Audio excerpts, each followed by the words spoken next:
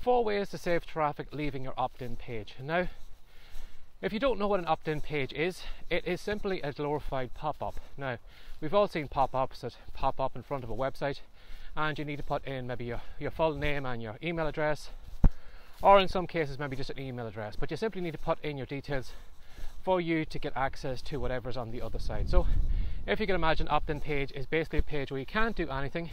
You either fill in your details or you just leave the page. There's nothing you can do. There's only one action you can do on that page. So you will find, if you do create an opt-in page, now I'm always recommending authors, bloggers, or whatever it is, should always have an opt-in page, because you need to build an email list so you can market to people in the weeks and months ahead. If you have any new book releases, if you have any new courses, or if you have anything coming down the line that you'd like that audience to know about in the future, and maybe sell to them in the future. So it's really worth your while building an email list, and I really recommend you do have an opt-in page set up. But you will find, when you do actually go ahead and create one, you will find probably 80, maybe 90% of that traffic will simply bounce off that page and never come back. Now, this can happen for a couple of reasons. Sometimes you will find maybe people who are just simply surfing the web, aren't really committed to anything, or just probably a curious George who stumbled upon your website, aren't really interested in that report that you're giving away. Or you may find some people who might be a little bit paranoid, security paranoid, and think, well, if I give your details to you, you're going to send them off to some company in China or something like that, or you're going to give them to that Nigerian prince that's always trying to sell me Viagra, or whatever it is, and they are going to get my details, and I'm going to be hounded. People trying to sell me porn, or people trying to sell me Viagra. And you will find people like that who are a little bit paranoid and think if they give those details over, that their whole world is going to fall apart. So you will find people like that who won't give you their details because of that. Now, although you might be able to collect maybe the 10 or 20% of people, which is fantastic, and if you are collecting those email addresses, do make sure that you are emailing them regularly. But for the 80%, if you are maybe using paid traffic or something like that, that can be kind of dead money because you're not making anything from it. So those people are just simply coming on your page and they're simply bouncing off and going somewhere else. Now, there's 4 different things you can do to do something with that traffic. Now, you might find maybe that those people, you might have got that person at a bad time. Maybe they had clicked on the link, or they had come to your website by accident, or maybe, it was during a lunch break or something like that, and they haven't got the time to fill in those details on the opt-in page, and because of that, then they haven't taken the action to fill in the details, and they bounce off that page because they need to go back to work or whatever it is, and they can't give the details. Now, one of the things you can do to get back in front of that person again, even though they haven't given you their details, is to put a Facebook pixel on your opt-in page. Now, if you have a Facebook pixel, I'm sure you are well aware of the way the advertisements work on Facebook, that if you are looking something up on some website, all of a sudden when you're going through Facebook, suddenly you find that product that you were looking at is suddenly popping up in your newsfeed. It's coming up again and again and again, and that is because that person, that website that you landed on, it had a Facebook pixel on it, and it's like a tracking cookie. So what it does is it tracks you all over the internet. It's more or less just puts a little kind of sticky note on your back saying this person is interested in that product, and if they go back to Facebook or they go to certain sites, make sure that my ad shows in front of them, because that is the person I want to get in front of. So if you have an opt-in page, one of the easiest things you can do to get in front of that audience again is simply to put a Facebook pixel on it. And then if you know anything much about Facebook advertisements, again, I'm not going to go into that, it's a long process and I couldn't cover it all in one of these episodes, but you will find a lot of content on YouTube. If it's something you're looking to do, go do a couple of searches on YouTube for setting up Facebook advertisements. But if you are setting up Facebook advertisements, what you can do is you can target your ad specifically to that person. So when that person is going through their newsfeed, they are going to find an ad or a prompt or something coming up saying, thanks for dropping by my website. Oh, by the way, you forgot this free report. Do you want to pick it up now? So you can advertise to that person over and over again. In some cases, you might have to be in front of that person maybe 7, 8, maybe 9 times before you will finally convince them to go back to maybe the opt-in page and leave in their details. So that's one thing you can do to save the traffic leaving your opt-in page is simply just to put a Facebook pixel on it and then retarget that person later on when you are doing your Facebook advertisements. Now, another thing you can do too is you can, even though that person might bounce off your page, you don't have to let them go exactly to where they want to go next. What you can do is you can actually redirect their exit. So what you can do, there is some websites or there's some scripts you can get. Again, you'll probably need to do a Google search on it. But if you have maybe a WordPress blog or something like that, I'm sure there are plugins that you can look up that can redirect that person's exit. So when that person lands on your opt-in page, they decide, well, I'm not going to give this person my details, I don't feel safe, whatever, it's not what I'm looking for. When they're about to just move their cursor up to maybe the search bar on the browser to move somewhere else, your little plugin or your little website script can redirect them to somewhere else instead. So before they actually click on maybe to fill in their to go somewhere else in that address bar, the search bar, what you can do is you can simply redirect their exit to anywhere you want it to go. Now, if you are someone maybe who is big into affiliate marketing or knows anything about affiliate marketing, that is one of the things you could do, is redirect them to a similar product like your own that you might get a commission on. So when this person goes over to that page, they mightn't give you your details, but they might feel more confident on the other website that they land on.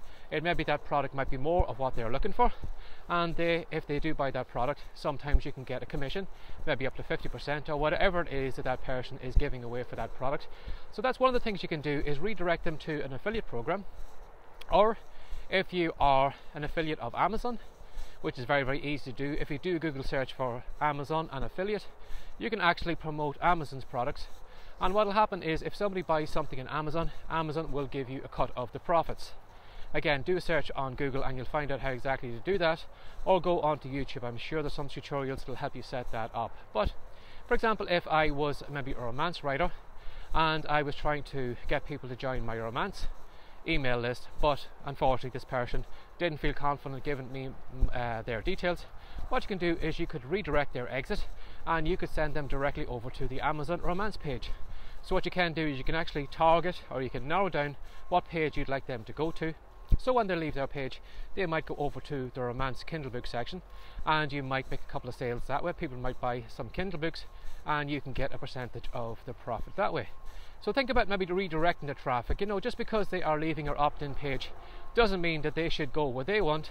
You can actually guide them into where you want them to go and hopefully make some money that way. Now, another thing you can do too is you can lock some content behind a social lock plugin. Now, again, if you have a WordPress site, or if you have maybe one of the more popular website builders, you will find some of them have the option of putting a social lock or a social button on the opt-in page. Now basically what that does is, you probably have seen these before.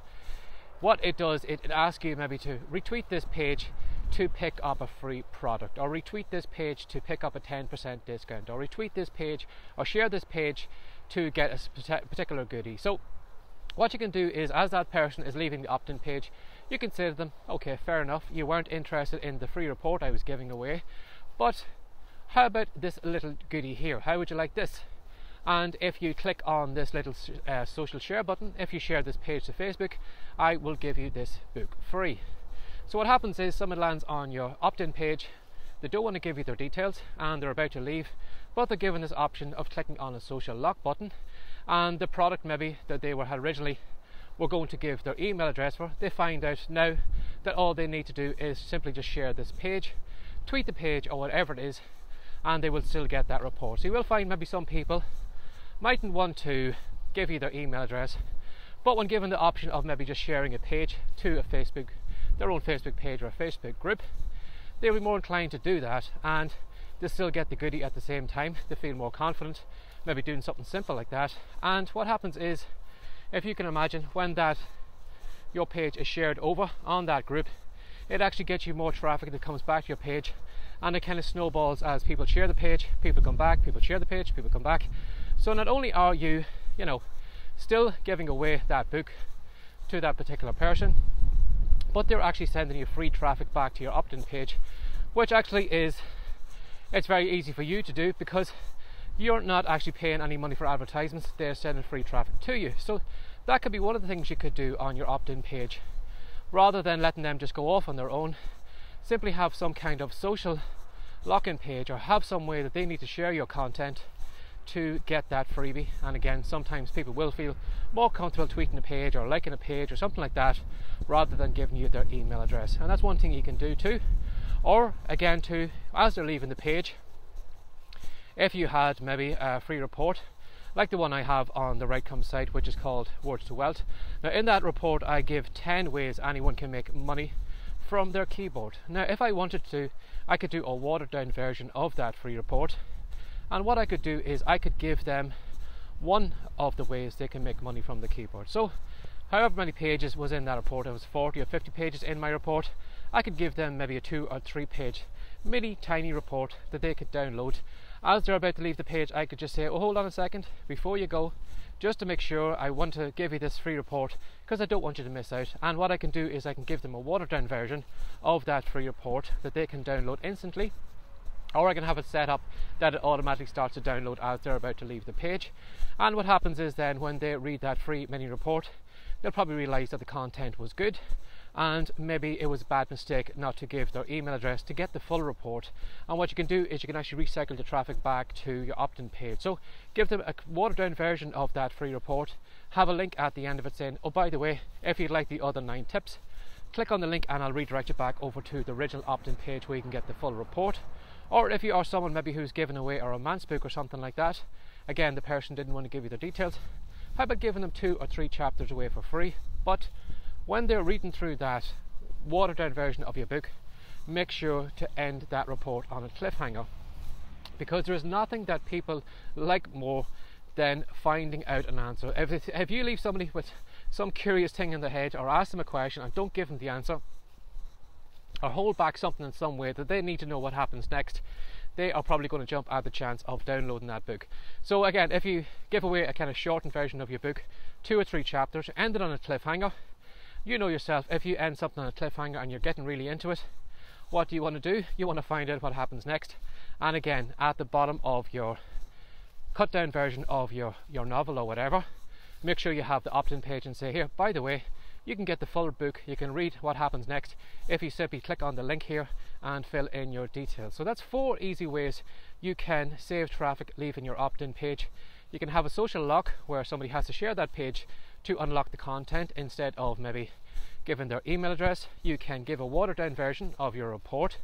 You can have the Facebook pixel, which can then target them later on, or you can simply redirect their exit to maybe an affiliate product or something like that, where you can actually make money on where they go to next. So if you have an opt-in page now, if you don't, it's about time you set one up, because you really need to have an email list nowadays to make a lot of money online. Those people that are making money online are those with email lists.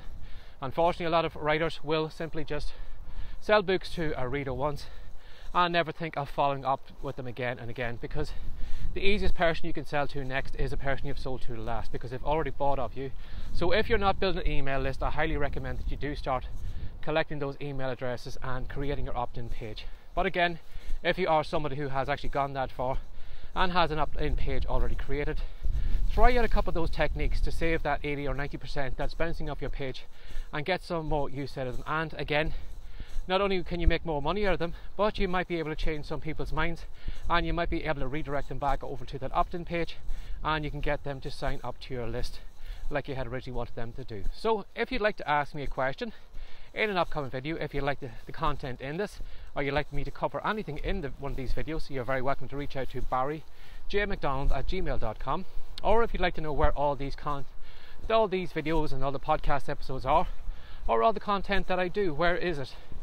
If you do a Google search for Rightcom, or if you add the hashtag Rightcom, that's WRITECOME.com, you'll find my content all over the web. And again, as I had mentioned earlier on, if you do go to the Rightcom site right now, you will find that free report on an opt-in page that is going to show you 10 ways you can make money from your keyboard. And I'm going to show you I even showed my 10-year-old how they could make a merchandising line with a simple sentence, like 3 or 4 word sentence, and was able to put that on some merchandising, and they could actually make a series of t-shirts, mugs and all those different things from their keyboard easily from home. So if that intrigues you, if you'd like to make money from your keyboard, you don't even need to be an expert writer. I would never consider myself an expert writer, but if that's something that intrigues you or you'd like to test out, head on over to the Writecom site now. Again, WRITECOME.com. Download the free report and let me know how you get on with it. So as always, thanks for sharing your time again today. Take care and have a great day. Bye bye.